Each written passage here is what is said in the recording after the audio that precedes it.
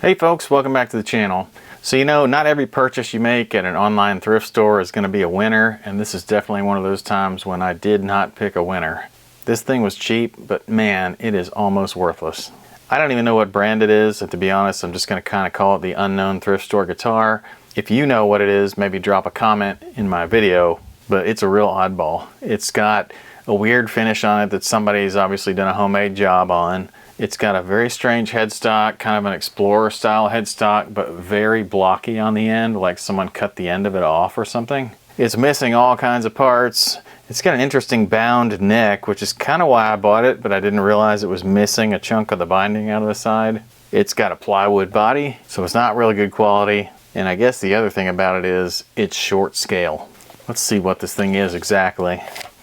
Looks like it's going to be about a 24-inch scale at the end of the day, so definitely not standard. My plan for this one is just to try to salvage it so some little kid can play it. I didn't even realize it was short scale when I bought it, but I'm going to give this one away to some younger kid who can really use it.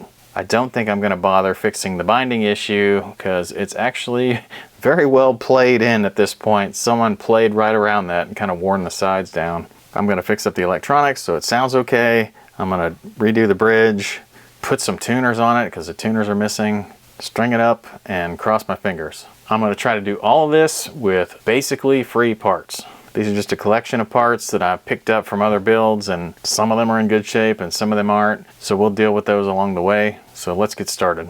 Well, here on the back side you can see some of the issues I'm dealing with. It's got a really bad finish.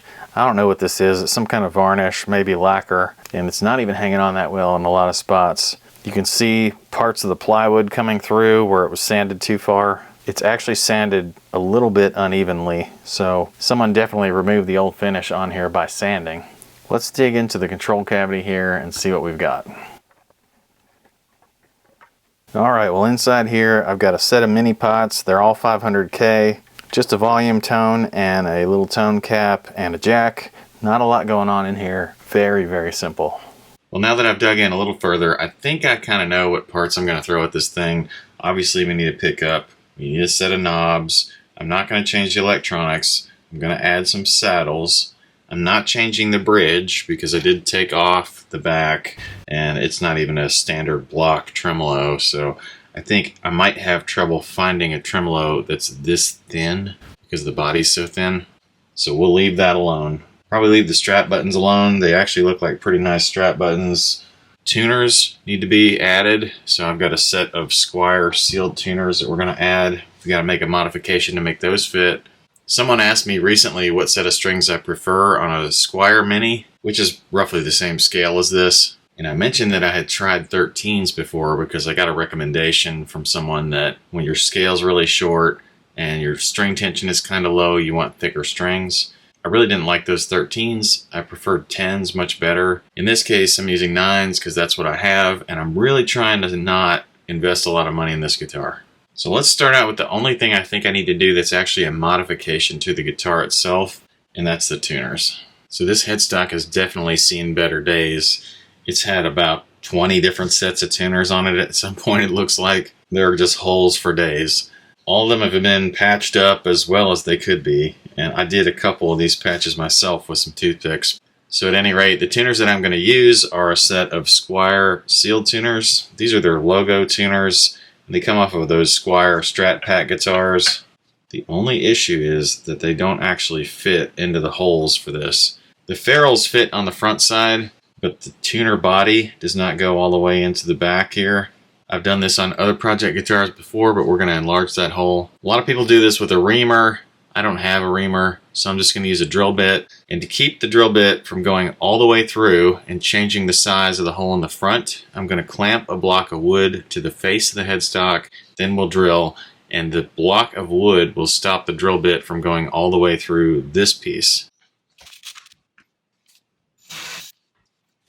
So what does that actually do? What it does is it allows the tuner body to fall into the back of the hole here, but it doesn't change the size of the hole in the front of the guitar. I still have a small hole in the front and a larger hole in the back, and the ferrule fits. That's exactly what I want because I think having the smaller holes in the front helps locate the ferrule a little better, and obviously it keeps the face of the headstock appearing factory. In this case, there's nothing factory about this guitar, but you get the point.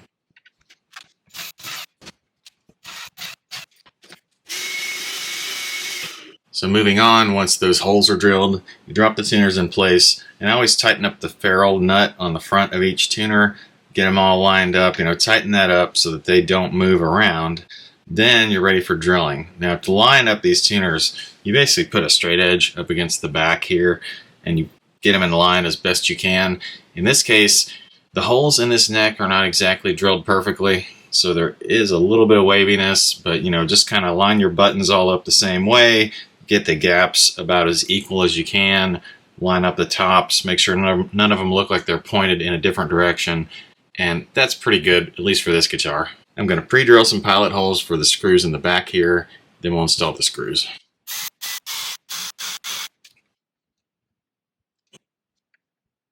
Alright, I'll do the rest of these off camera, but I did want to just note, the wood in this neck seems to be like a really nice kind of wood. It's probably mahogany or something. It's definitely got some dark grain in it. The shavings that are coming out of it are kind of reddish, so that's what I'm going with on that. I think it's probably mahogany. Alright, let's keep going. So there's a little bit of fret wear here that I want to take care of. The neck has already been set straight. I'm just going to go ahead and run a leveling block over the tops of these really fast. Most of the wear is confined down here to the cowboy cord area, so I'm hoping this doesn't take very long.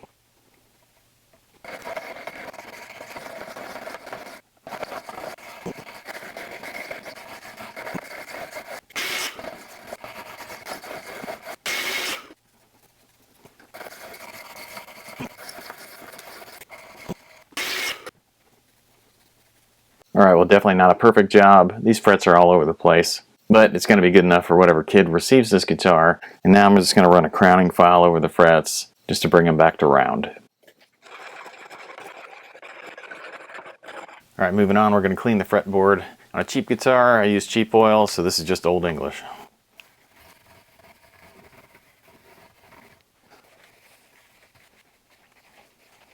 Alright, so if you couldn't see that in the fast forward, I just used quadruple aught fine steel wool, and I kind of use that to scrub in between some of the frets. I put oil on the steel wool, obviously, but I have that initial oil coat with the steel wool. Then I wipe it off with a towel to get all the dirt and grime and stuff that drug up. Now I'm reapplying another coat of oil, and I'll let that sit for a second so that it lifts any nastiness out of the grain. Then I'll come back and just wipe it off with the towel like that, and hopefully what you get to is your towel is not too dirty after you do all that. If you come back with a dirty towel after all this, you might want to do one more coat. Alright, that's pretty clean, and for as nasty as this thing started out, I think that's pretty good. Now for this bridge, I'm really not sure why somebody would have taken the saddles off of this thing, like what would be the application, so I actually measured it just to check.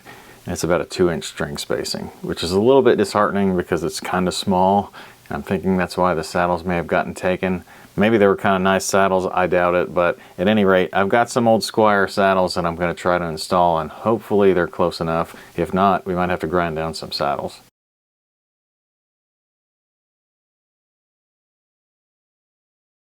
Well, unfortunately, I don't think that's any good. The saddles kind of fan out a little bit. That's going to lead to problems when I start intonating and moving individual saddles back and forth. They're going to want to take the ones next to them with them.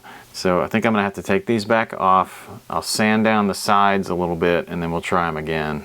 It's not going to be the prettiest solution, but I just want to get this guitar playing again. And presto, they're all fixed. Basically what I did was I took a belt sander and I ground down the sides of each one of the middle 4 saddles, and then the inner side of the outer one here and here. These are cast saddles, so the interior is probably aluminum or some kind of pot metal, and they actually don't look too bad once you take that coating off. Desperate times call for desperate measures, and I just want to get this thing playing again. So I've got a spare pickup laying around, and it's just this little humbucker here with the black pickup ring. This thing might actually look better with a cream ring because of all the binding and everything, but I don't have one. To install this, I would normally just screw it into the 4 holes that are already there, but they happen to not fit. It's not exactly the same dimensions, so we're going to have to dowel these holes and then we'll re-drill them.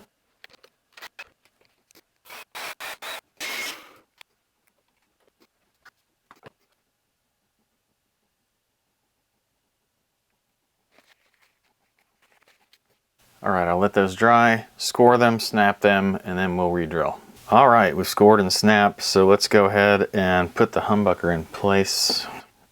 By the way, this is a fairly cheap humbucker.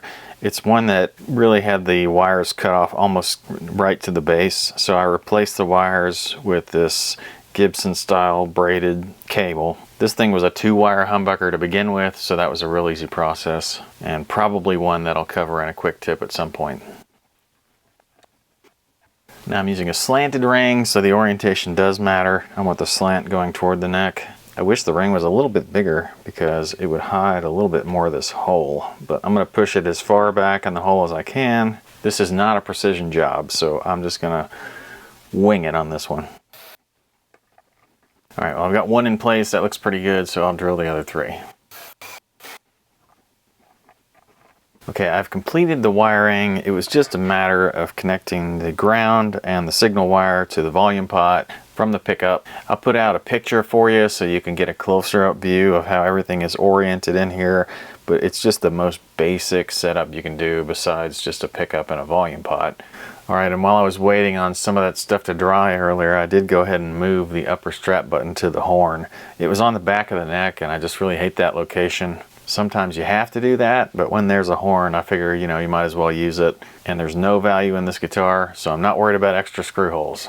Let's go ahead and add the knobs to the pots, and I think we'll be ready for strings after that. I'm just going to use a set of Gibson style knobs. I'm going to go off camera and throw these strings on, and we'll pick it up from there. All right, now the strings are on it, and the action's actually really nice so far. I am going with the spec of 4/64 at the 17th fret. And the E string's really close. I'll check the others in a moment. Now I did, before I started stringing the guitar, I actually set the high E string saddle to exactly the scale length. In my case, I've got a weird scale, but you want to measure from the nut to the 12th fret. In my case, I've got a foot there. You'll probably have 12 3/4 inches or something along those lines on most guitars, and then you double that. So I'll double a foot, that makes 2 feet. So I set that high E string saddle right at 2 feet. Then going back from there, I just try to fall back a little bit. There's a guideline on the Fender webpage that talks about how to set up a Stratocaster, and it says to go back on the B string saddle by about the width of the B string, then back again by the width of the next string, then align the D string and the B string saddles, and then go back again from there by about the width of a string on the A string, and again by about the width of the E string. And so you end up with a basically fall away pattern. And if you dial that in ahead of time, you'll be really close on your intonation when you go to intonate. And when you're setting up action, you can do something similar. So you find yourself a radius gauge, measure the radius of the neck, try to apply that same radius to the saddles, and it helps if you set one of the saddles to roughly the right height ahead of time so that others will fall in line. By the way, I never checked what the radius of this guitar was, so let's go ahead and look. Interestingly enough, it's 7 1/4, which is kind of an old school radius. No idea why this guitar would have a 7 1/4 radius, except maybe for the fact that it's short scale. You could take the 7 1/4 radius gauge and apply it down here at the back. So you could put your gauge up against the saddles and approximate basically the radius of the neck with the saddle heights. Now I never leave it at that. Usually what I do is go through each string and try to set it to the same action all the way across the board. Now we'll tune up again and check intonation. Now for intonation, it's actually pretty easy, but I do want to do one thing first, and that's just check to see if I have any dead spots.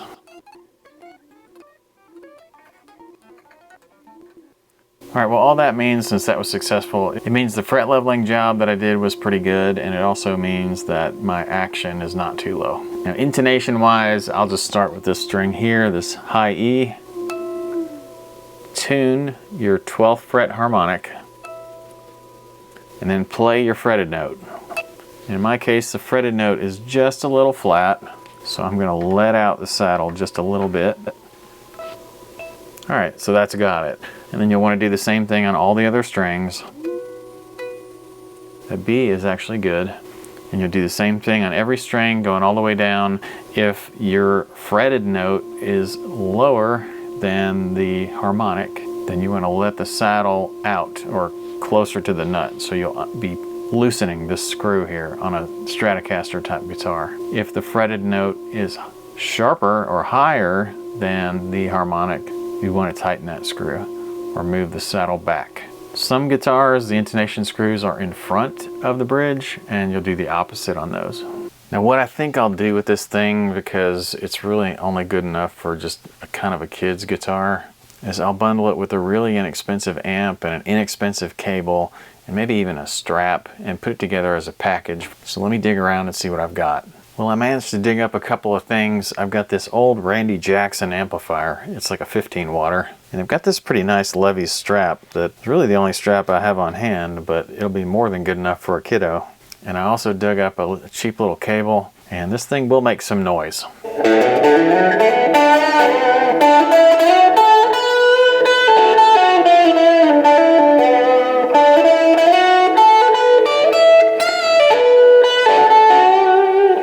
I mean, the whole package is really nothing to write home about, but I actually think it sounds pretty decent and plays pretty decent for what it is.